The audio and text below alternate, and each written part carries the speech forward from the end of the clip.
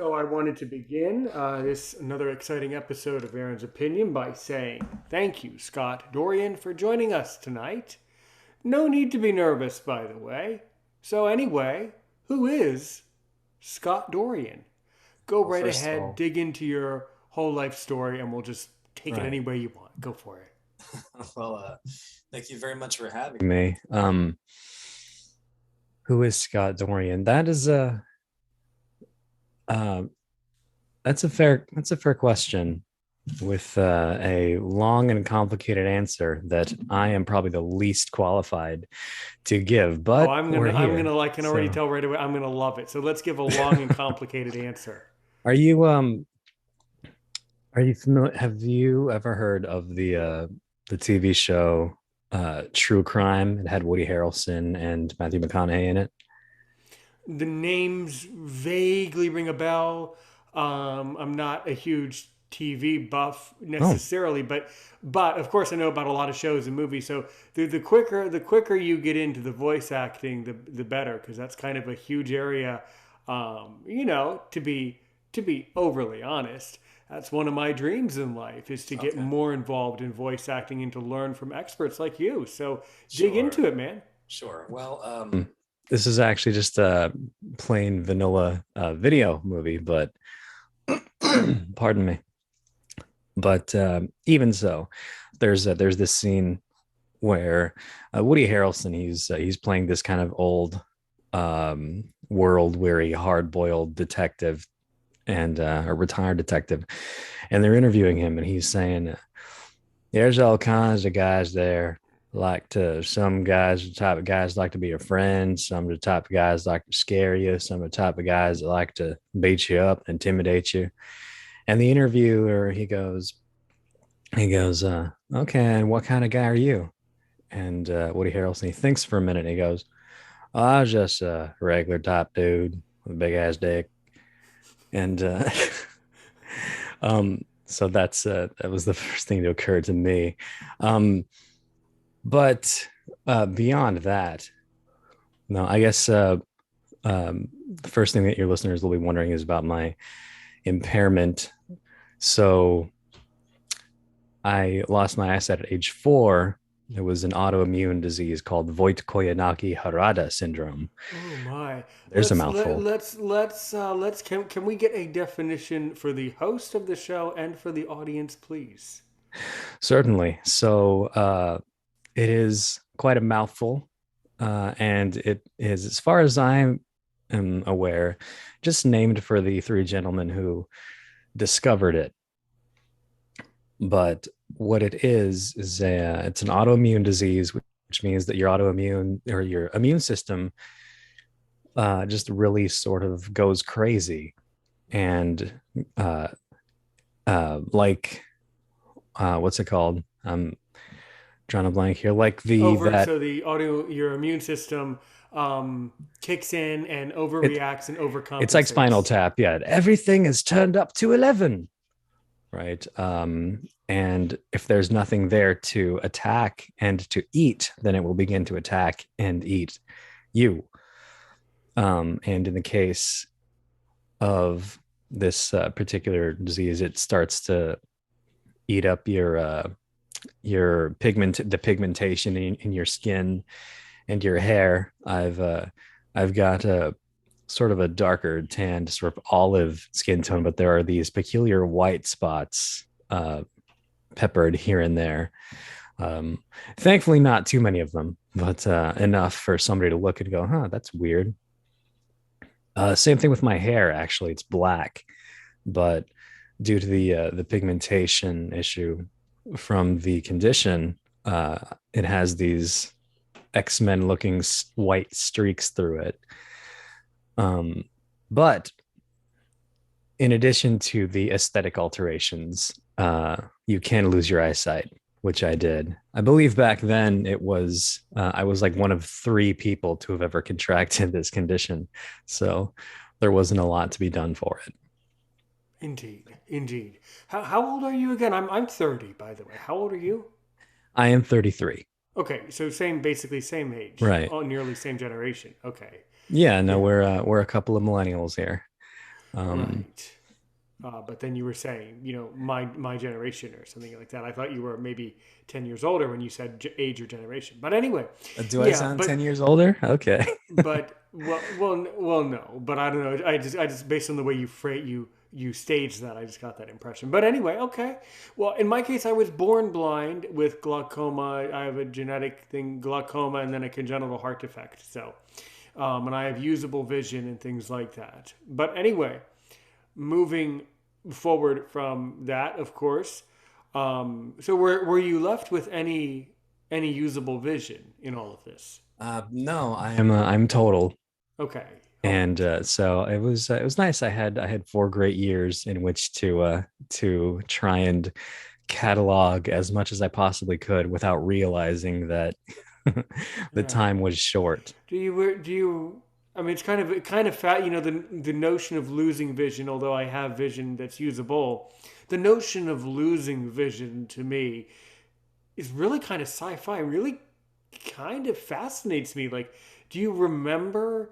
Do you have like any pretend little kid memory of seeing something, or has that all faded by this Uh, point? Not necessarily pretend. I remember with reasonable clarity a lot of things from uh, from back then, which maybe is due to the fact that I'm not seeing anything else, so it's not being crowded out by other sites. Right, So right. I got to see a tiger at the zoo. I Oh, saw a monkey throwing poop at that same zoo. Um, that's Different so visit, that's so but sweet. That's so like yeah, that's really fun. That's really touching. Those are really touching memories.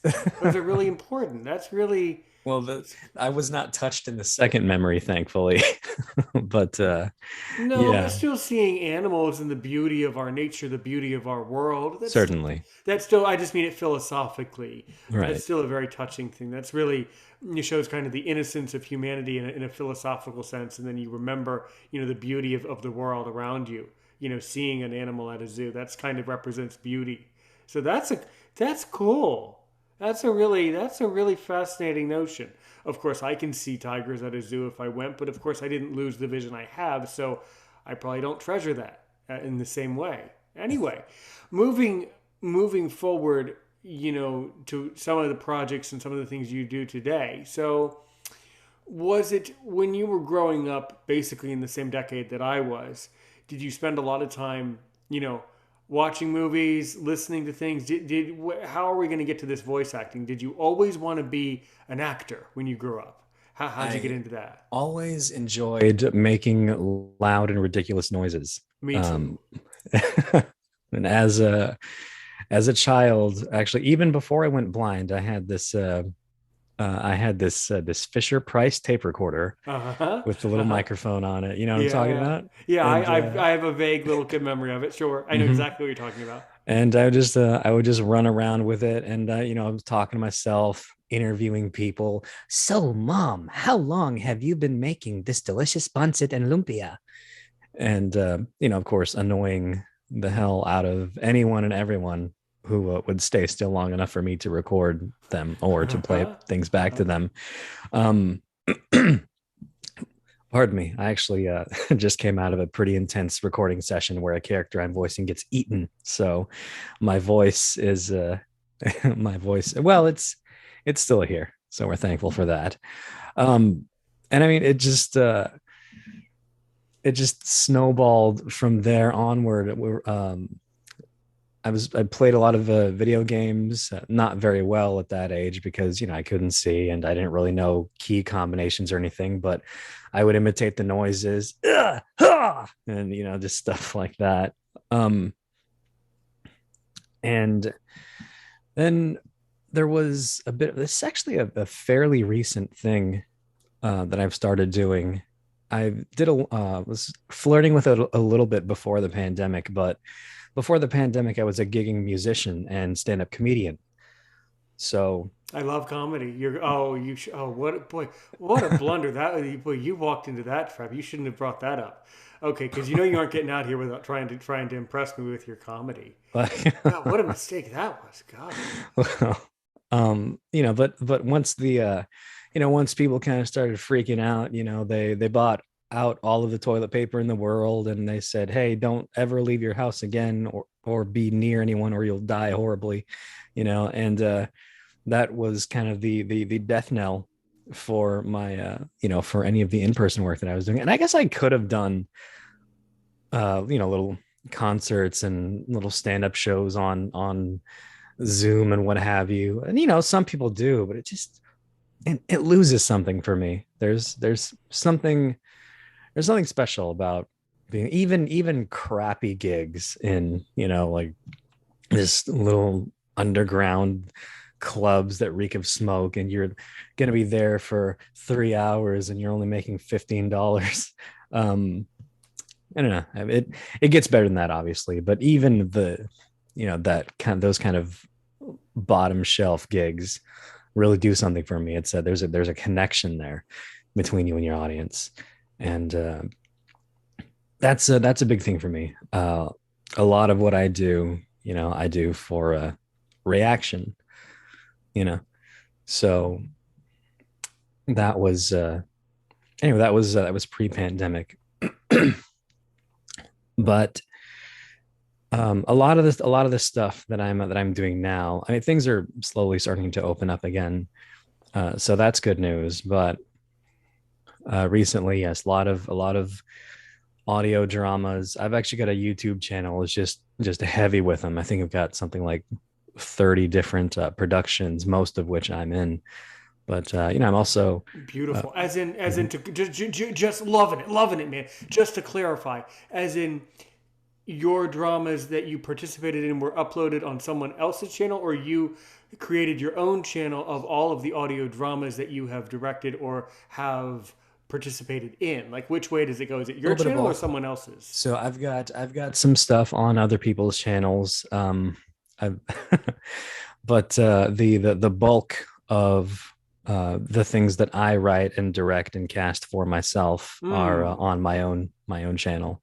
Oh, I've beautiful. a lot of people Well, have you guys can click. So click. Okay. So good. So we'll click the link in the description for more about that. oh But great. good. Excellent. Okay. Yeah. Continue. Good. Yeah, I get a lot of people casting me as villains. I think I'm playing Me about too. 7 different bad baddies right That's now. good. That's good. Just Let me take you back. Let me spin the world back. It's relevant. I usually am not always so interjectory like this. Just to let you know, I don't know what content of mine you have or haven't gone through, which is totally fine. Mhm. Are you familiar? Please tell me you are with the voiceover network. The voiceover network. I am not. So You tell me need about that. I'll gladly send you their information. Please It's a do. it's Yes. a global company. Anyway, I got to speak to some. I was so blessed, so forever appreciative. I got to speak to a couple famous actors from England. One of whom was either the daughter or the granddaughter of some super famous person. I don't know who. Yeah. Oh, I know him. I know him. Yeah, I had no idea who he was. Anyway, anyway, I no. But it love was that some. It thing was that some. he was in. Yeah, yeah. It was somehow no. It was the one of the people who runs the network though. It is serious. Is the either the daughter or the granddaughter of some famous British actor from the 20th century. Anyway, I asked at the end of this, and I asked a question at the end of that episode. I said, God, I forget their names now. I'll send you it. But I said I really do want to get into voice acting, and then of course acting at some point in my life outside of teaching and podcasting. If I'm in a film or an audio drama, what role can you see my voice doing? And they said either you're going to have to play the hero, you're going to have to be a god or an authority figure, or you're going to have to be an evil person that like does horrible things to people. And I said thank you so much. And if I was ever cast in anything, I would want to be one or the other. I would actually want to be the horrible person, Mhm. because it's a chance to really use your voice and really stretch your muscles and really convey the gift of our voice that we're given. But I would play anyone. I would play the good guy, comic relief, anyone, an interesting character, anyone really. But people say, Aaron, we gotta get you to be the bad guy, Mhm. definitely. Hmm. They say that the dotted line around this globe is called the equator. I always thought of it as more of a cut here. Right. um, Right. Yeah. Yeah. so yeah, I can definitely see it. I do a fair bit of casting myself because I'm not really content just to be in these things. I make a lot of them. It's just plus it's just it fattens up the resume and it gives people a chance to look and see what they're dealing with when they're thinking whether or not they want to hire you on. Um, Right. Sure. Sure. So that's good. So how, for the audience here that doesn't know, how do audio dramas work? Because they're becoming a lot more popular. Why don't you give us right. a good outline of what an audio drama consists of today? The best parallel to something pre-existing that one could conceivably draw would be to the radio plays of the 50s and Exactly. 60s. Who knows what evil lurks in the hearts of men, right? And so it's all soundscapes and sound effects and voice acting. Right. And so sometimes you have a narrator. It's kind of a full cast story being read to you. Other times there's no narrator at all, and those were funny back in the day because uh, you know when there's no narrator, then the onus is on the characters to sort of convey what's happening, and so you get sort of cheesy lines like, hey, don't take that knife out of the drawer. What are you doing with that? No, don't stab Johnny. um and it's the kind of things that I think a lot of audio drama creators try and avoid now, unless they're just leaning into silly and cheesy. And there's nothing wrong with cheese makes everything better: macaroni, spaghetti, pizza. So Absolutely. Beautiful. I tend to love, one thing that I love about any great film for me, and I'll give you a clue, is for me to love an audio drama or a film or anything, I love narration. That's something that just soothes me and just pulls me right in. I just love a great story with a great, third person narrator. I mean, that just makes it so, it just adds so much flavor and so much more to it for me as a blind person. So, yeah, I love the narration style for things. plenty of those to be had, plenty of good ones to be had. Mm-hmm. A Mm-hmm. lot of people getting way into audio drama, and so it's, I mean, but that's also just one facet of voice acting. There's a video game, a small independent video game that I'm going in for. Also an independently produced anime. I can't say too much about either one because the thing about voice actors is these uh, these projects, they're very hush hush, and you've got to Of sign an course. NDA before you can even look at the script, and it's it makes you feel pretty cool, especially I mean, you're out there. Sometimes it's professional, and you're out there in the lobby, and you sign a thing, and then they're like, "All right, now you can go in," and it's like these heavy blast doors. Like, what the heck? Just some kind of government thing. Anyway, I don't know. It's all coming at once, and I'm trying not to overload you. No, I want to be overloaded. In fact, a question just popped up here in my mind. Sure. Do you ever incorporate, or how would, or is it ever possible to kind of, I guess you can't really create improv into any of your dramas, but is there any way, or have you ever seeked kind of some improv lines where you say, okay, let's just hypothetical use our imagination. Let me pull you into Sure. my imagination. So let's say you cast, I don't know, Aaron's opinion, but you don't really know what he wants, what we want Aaron's opinion to say, but we know that we want his voice, and we're just going to let him kind of like improv at a certain moment to say, cover certain things, but sort of also have it improv and then type of thing like that. number one, is that even a thing? Does that ever work? And what, like, how would that work if it did? What do you think about that whole notion of the role of improvisation in voice acting and drama? So the thing about dramas is there is something that there is an endpoint to a scene. Now, you can improv certain things. You can say, "All right, the two of you improv this scene. You're trying to get into the safe, and you're trying to distract him from the safe, and go." Um, and that's a fairly common practice with kind of more comedy oriented stuff. Mine tends to be more sci-fi horror fantasy, Hmm. which tends Good. to be a little more frigid, but that is certainly something that exists.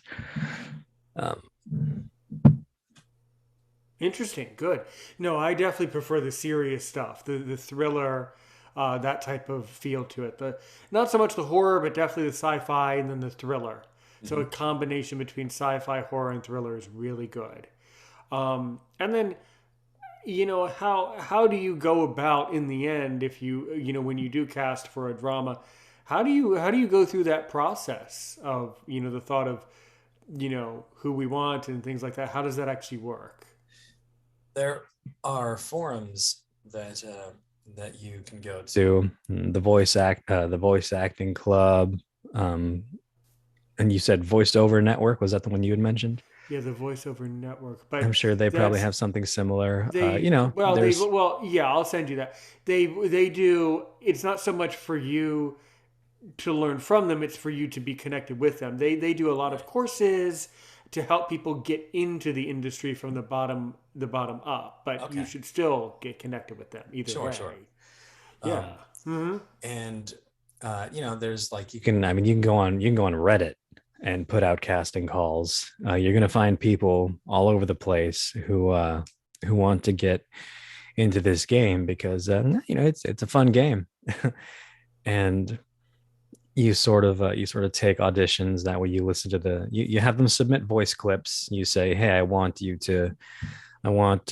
looking for an actor for uh Jimmy, the spaceship medical analyst. And then you put in 5 of Jimmy's lines and say, all right, record these for me and send them to me in an audio clip.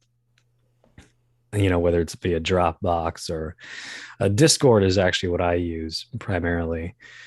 And you pick the one that you like out of the ones that came in, and then they're in the project. Now I like to do live reads. So I'll gather once all those roles are cast, I'll get everyone together in a Discord conference, and we'll all have copies of the script open, and we read these scripts in character, and then that gives everyone kind of an idea of what everyone else sounds like, so you can sort of imagine while you're recording separately uh, what your character is reacting to. Right. Sure. And then you just put it all together, and then create the drama. Right. Now, So as far it's now, the reads, right. and then we all disperse and record our lines separately. You give me the lines, and then I do all kinds of fun stuff with ambience and sound effects, sometimes music, Yeah. sometimes not because copyright costs are a thing. Right. But and And then what about the animation too? Do you do some animation, some graphics for people to look at on your channel, or I have been tentatively tiptoeing into that particular field of daisies. See, before it was purely audio, and that was my aim initially, because I was thinking about somebody running on the treadmill, or like maybe a truck driver, somebody, a cab driver, somebody who can't really spare their eyes but still wants to be stimulated and entertained while they're at their trade. Um however, yes, the project that I'm currently working on. I've got someone who's doing um, sort of still images, but changing still images, sort of like a visual novel. So Right. the pictures on screen, they don't move, but they change in Yeah. tandem with what's happening in the Yeah, that story. can be very beautiful to look at when you're hearing the beautiful voices. That can be very interesting visually, and then, for the listener too. That's really cool. Yeah. Yeah. So we got one guy on that now, and yeah, depending on how it's received, I might pour some effort and resources into getting my hands on a team of those cats. Right, right. So, yeah, and I mean, that's really the hardest thing about podcasting or content creation is this whole notion of where we want our content to be viewed and liked and all that. And I mean, I'm going to tell you, of course, I want views, of course, I want likes, but what I really want is impact. I want to know that these videos are changing one person today and a million tomorrow. That's my slogan: help one person today, help a million people tomorrow. So, quite frankly, I can tell you that definitely if you focus on the content of the drama, really putting your heart and soul into it, then people who are searching for heart and soul and searching for good quality will stumble across your content. So, it kind of, the better you do, automatically, eventually, it gets into the right hands eventually. So, the key word is eventually. That's Yeah, you don't that's the go trick. into you Yeah. don't go into this with the yeah you go into this to play the long game. Right. Mitch Hedberg, famous comedian who passed away several years ago, um, he had this kind of airy way of speaking. Hey man, how's it going? But one of his famous jokes was this is my get rich slow scheme, and it is working. One of my favorites, That's certainly. that's a good that's you know what that's a good life lesson. Yeah, Life should be your get rich slow your get rich slow scheme. That's hard. That's a tongue twister too. That's it cool. is, isn't it? It's Yeah. a bit of a because you, yeah. I mean, you're not going to get everything just like that. And if No. you are, then there's probably something wrong with it because frankly, you're not supposed to get super duper awesome results with just the snap of a finger. You have to work for these kinds of things. Right. Right. Sure. Sure. You start at the bottom, like you were saying. When people ask me kind of how you get into voice acting, I've got another pardon me. There's another joke I like. It's it's a little crass. Should I keep it to myself, or are we good here? You can definitely tell. This is not This is definitely not for children. This channel. Okay. So this is an So explicit channel. uh, generally, when you get started in voice acting, you don't get called into a studio, right? You're making a studio right there in your home, usually in your closet. You're dampening the walls with jackets and sweaters and things. You're trying to make this little environment to absorb just as much sound as possible. And closets, obviously they tend to be small and cramped and uncomfortable, so you're probably not bringing a table and chair in there. So it's usually you set your microphone up on a little stack of boxes or something. And then you're having to lean forward a bit. So what I tell people is yeah, I mean, when you first getting into voice acting is pretty much like breaking into any field. First you have to spend a lot of time on your knees in a closet. And I get a few raised eyebrows, but then I explain about the home studio thing. Right, right, sure. That's true. Also, too, with editing software now, you can take sound that someone produces and also enhance it tremendously too. The software that we're given today is much easier to use than it ever has been. So that's very, very useful. Yeah. I do love me some Gold Wave. There are there it is still on the voice actor to try and dampen and get rid of as much sound as they possibly can before tossing it to me.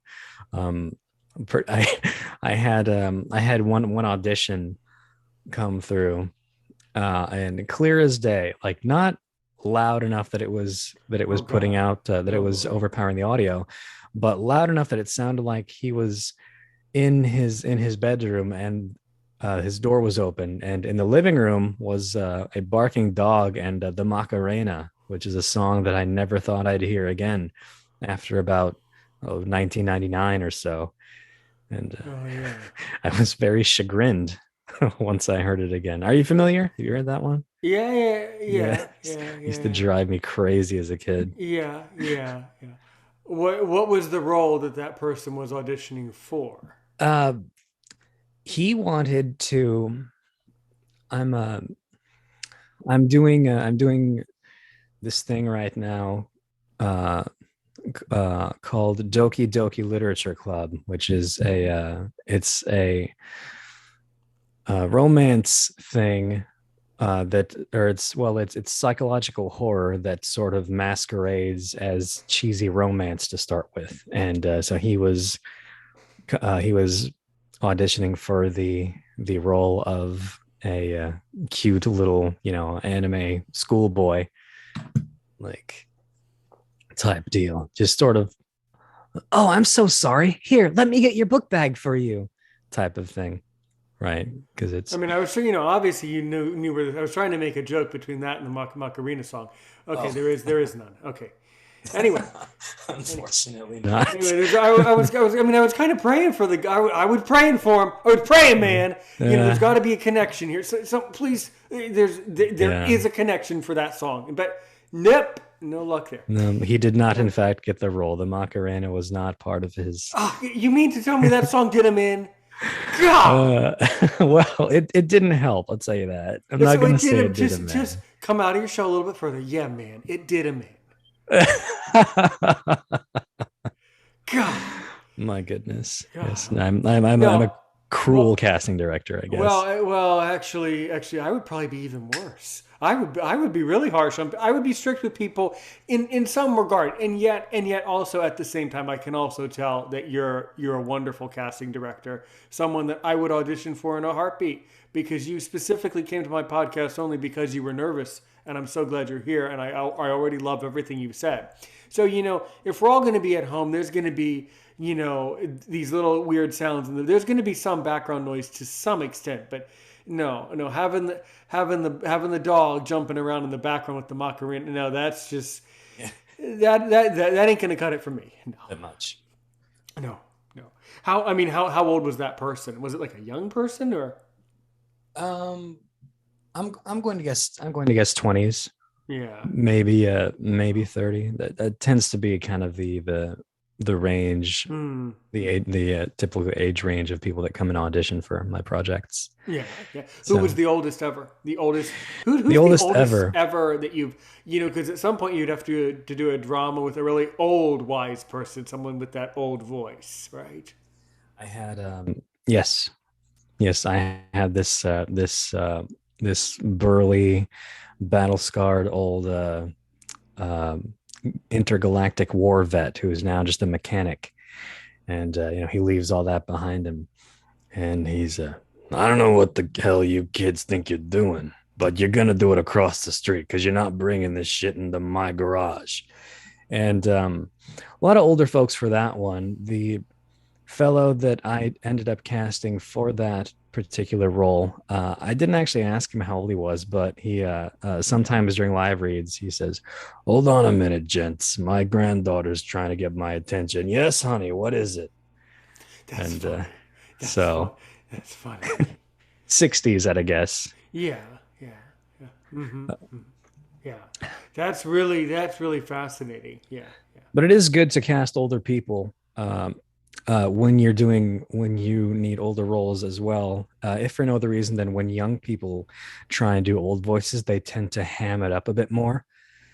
So it's like, okay, so hey, read me this old herbalist's line, and you'll get somebody who in their 20s like, all right, you're going to need two weeds and da, da, da, da. And like, you sound like you're half dead. That's not what old, that's what cartoon old people sound like. Yeah, yeah, So exactly, exactly. You never want to diminish or embellish the character. You just want to be the character.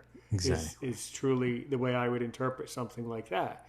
And an old person could have any voice, really, Indeed. But no, there's a lot of stereotypes about that. That's really fascinating. And then the youngest person you've ever cast was how old? The youngest person I ever cast was, in fact, my daughter, who was 7 at the time. Really? Yes. And Now that fascinates me. So that's casting a family member, family business. That's interesting to say the least. And then, so how do you work with? How do you coach a child through voice acting? How did that go? I said, I said, keep it down, darling. I'm trying to do some work over here. And uh, she goes, what are you doing? And I said, I'm looking for cat sound effects for this little haunted house bit that I'm doing. And she goes, oh, you mean like meow, meow? And I was like, yes, exactly like that. All right, you need to get into the booth and do that over the microphone. And so she I'm not sure that's really a proper role, right? Maybe not, but That's a role, she sure. gave me, yeah, she gave me a good solid 3 minutes of creepy cat noises. And so that's kind of how that happened. That's fascinating.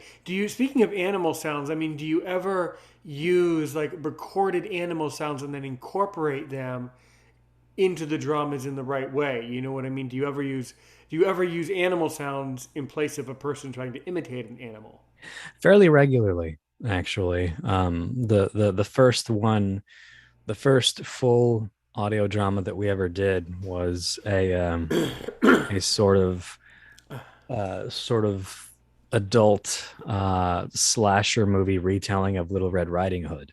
Oh my. And so I scoured the archives, pardon me, for for public domain sound effects of wolves howling for quite some time, because there's a lot of them, but I was having trouble finding the ones that I actually wanted. But no, when possible, I actually try to avoid doing, having people imitate animal sounds. I try and get the real thing. But then sometimes the real thing is disappointing as well. For instance, interesting little tidbit here. Have you ever heard a lion roar before? In fact, I've been to East Patine in person in Africa. I've seen a lion in real life in the Okay, wild. Yeah, very of cool. course. So then you'll know they have more of a type of roar as opposed to, say, the kind of, like the MGM lion, you know what I'm talking about, that Yes. so that was those growls are actually tiger sound effects. Right. Tigers sound very, very aggressive. They start quiet. They're the and lions are kind of a more like, they're almost lazy sounding. And Yeah, they are. They are. They and also so lions also do this. They kind of grunt. They kind of do these vocal grunts in the morning. These almost a barking sound. mhm. These loud, snorty barks that they do in the morning too. Yeah. Yes. So very interesting vocalizations from them, but not what I was looking for. That was supposed to be a lion that is running after the main character and his friends. And yeah, I heard an actual lion noise, and I was like, I can't even picture that thing running. Like, I'm sure that they do because they catch things and they eat them, but no, I swapped out the lion sounds for tiger sounds. In that instance, they're just much more aggressive and dangerous sounding. You definitely they are. Yes. Yeah. Yeah. Fun Mm-hmm. fact, they are also more native to jungles than lions are. Did you know that? I knew.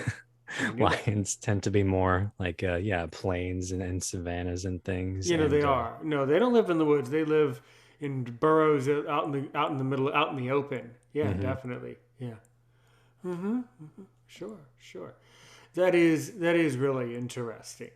So, what is your dream? Your absolute dream audio drama that you want to produce yourself. Oh boy. So there's this company out there that you might be familiar with, or if not you, then certainly at least some of your audience.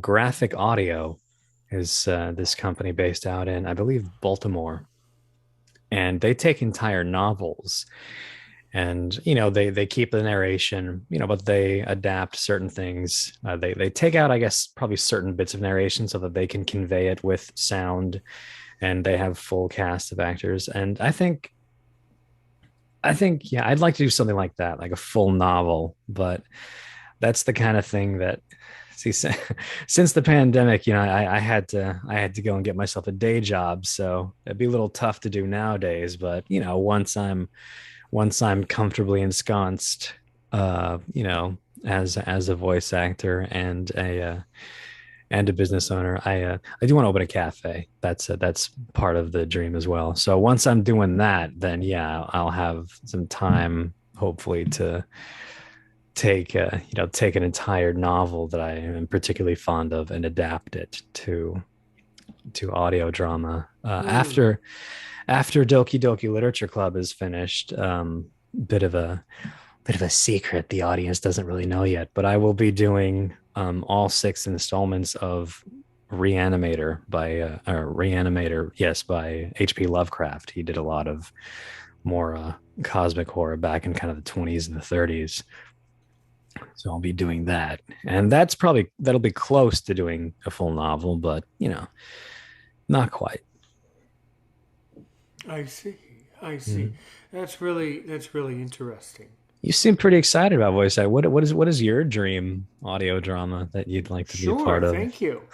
Well, I was actually going to mention it off the recording, but since you fell for it, All right. I'll tell you that actually I've already done some voice acting for One Vision Media. Are you familiar with like Zollyhood Universal and the whole Zollyhood universe? I guess not. Hmm, What's you that? sh- you should be, Yeah. or we'll definitely over the next couple days we'll definitely get in touch. But so I've played some characters. I played the character that I played was a guy. It's like most of the voice actors in it are all of them are blind people, or they have a disability. So it's a global organization, extremely so, and of course, like you, they're really kind of strapped for resources, doing the best they can. They would like to be able to pay people, but they just can't. So anyway, I played a character who like I have a crush on this woman, and then I have to take her outside. Like oh hey hey, can I talk to you for a minute outside? And then we go outside, and then she says hey the other lady working with in the voice, okay, like what's on your mind? I'm trying to think what the guy's name was. What's on your mind? Oh, what's on your mind, Deshaun, or something like that. And I said, well, I really, really love you. And then I like flip out, like, well, what, why did I say that? And then she's like, oh, that's so good. Well, we'll catch up after the funeral because apparently someone in their storyline. No, no, no. It's this weird thing. And I'll put you in. I'll put eventually. I'm luckily, thanks to God, I'm overly busy with podcasting and work, but we'll connect extensively. And I'll put you in touch with I'll put you in touch with the people, and Sure. then they'll get you set up with more people to choose from, and more ideas, and more resources, and more innovation, and more and more and more. One Vision Media, um, it's run by several people. It's kind of hard to explain it, but uh, so that's what I've done so far. And then I also played a now that one Of course, it's one of these companies where they produce so much stuff, I lost track of if they published what I was in. No, really, I'm telling you the truth. I really was an actor. I just can't Right. find my own. I can't find the. Can't find. But then no, there was then this other one where I was playing a lawyer seen an authority figure. Your Honor, I'm going to need to declare a recess. I'm going to request a recess. For my client, we really need 30 days of time, Your Honor. We really would appreciate that from the court, that type of voice of authority is generally I either play tend to be sucked in. Well, the guy who falls in love, that was because another actor, I don't know, got sick or had some emergency and couldn't come. So they just pulled the next guy pulled the next guy up on the string, the next guy on the ladder, I guess. Yep, that's how that works. And that's how I got that one. And then the lawyer that I played was because they just needed in the time pinch they just needed that voice of authority. So actually, I've volunteered for it. I've done some of it, but of course that's at the amateur level. Now, of course, their content, trust me, is amazing stuff. Their content is the stuff they're putting out. Is just these audio dramas they do are just amazing. But still, no one really gets paid, but it's still tremendously rewarding. So that's what I've already done. Where and what and how where do you think would be professionally speaking an appropriate and reasonable place for me to get my foot in the door? If you were to, if you had the magic wand and you were going to give me some knowledge and feedback about that, what do you think? Well, the first thing you'd want to do, I guess, is to get a reel together Mm-hmm. of your voice and the different sorts of voices and accents that you can pull off, the different roles. Get something to show to people. Then,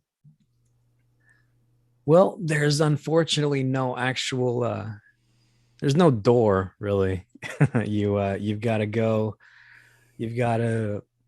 around the outside of the building. You're looking for windows and peepholes and vents to get in, and you looking for casting calls, and submit your reel, submit your auditions, and that's kind of how I've always done it. And, sometimes it pays off pretty nicely, and I Yeah. get a new guitar and pay off some credit card debt. And other times, well, the experience is its own reward.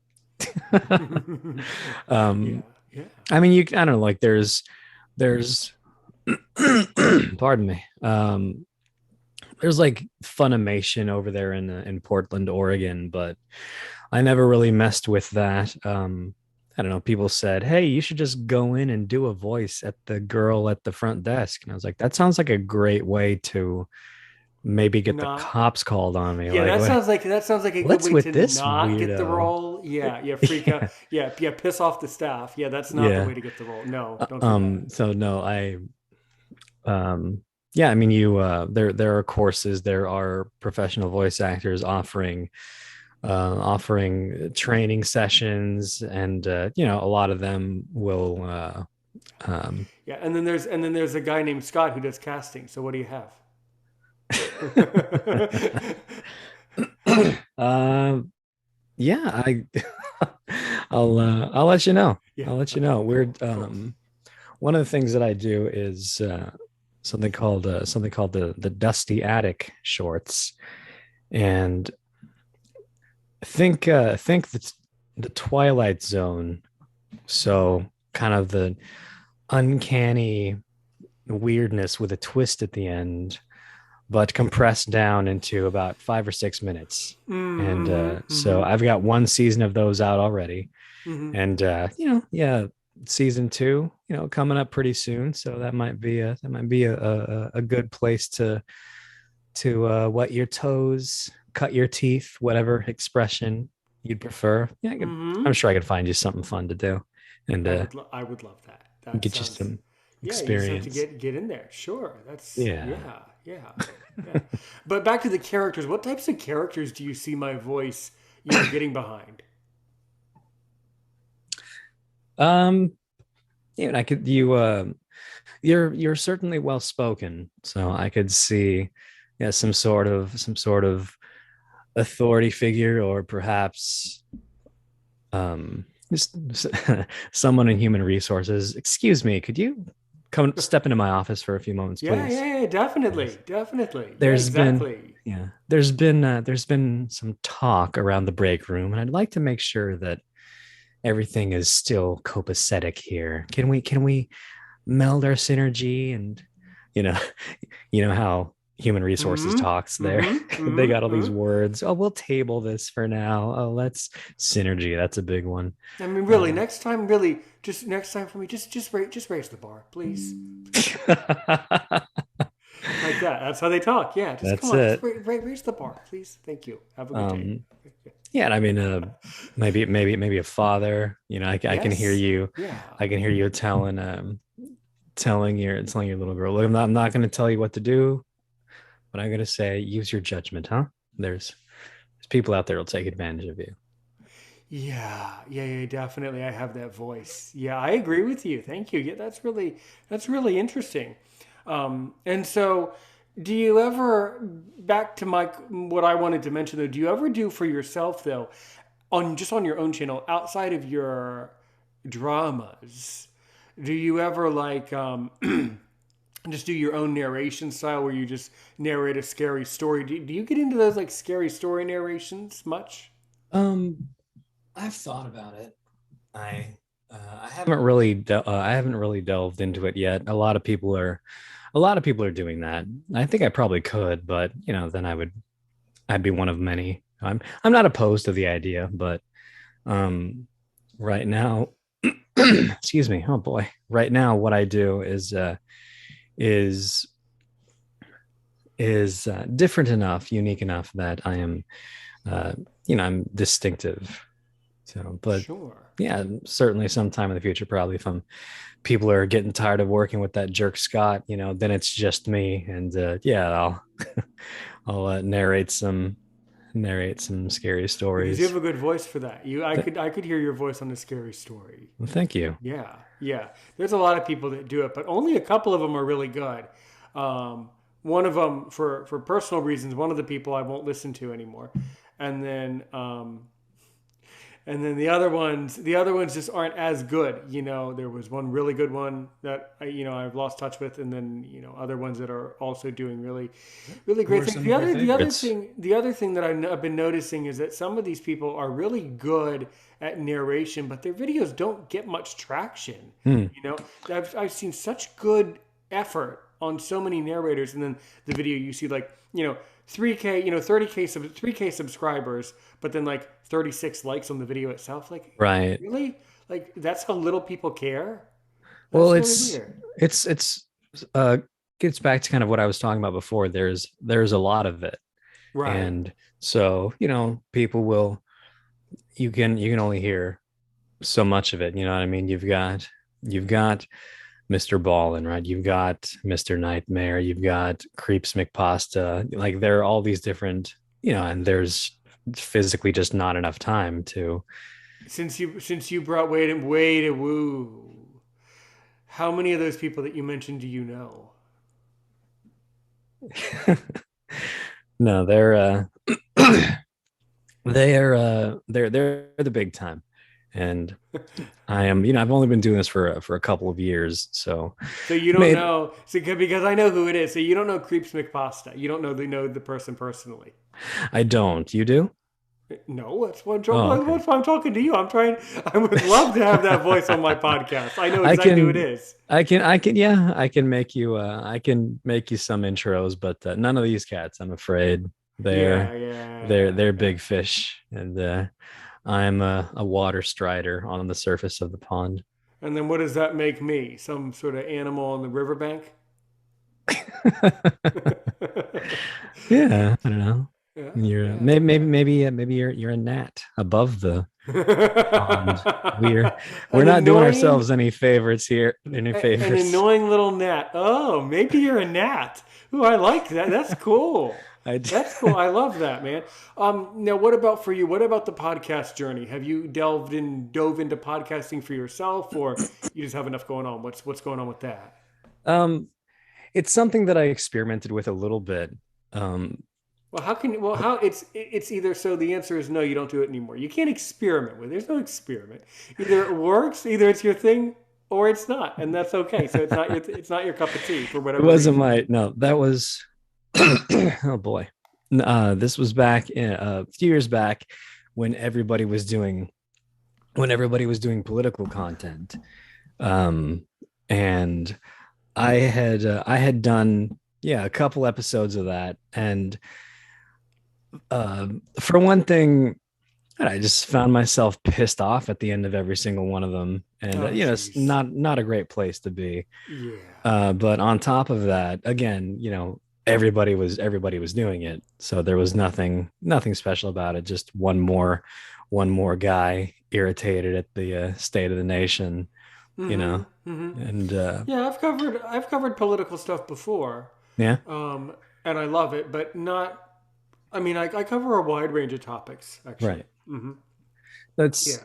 it's we have these kinds of these kinds of values and morals and beliefs and so forth, but I and I'll still talk about it if it comes up, but no, primarily if I'm in front of hundreds, thousands of people, then Mm-hmm. no, I'm telling scary stories, I'm doing creepy things, or I'm making jokes, you know. Mm-hmm. The political thing is more, or politics is more of a more of a personal, I guess, person to person, maybe small groups thing.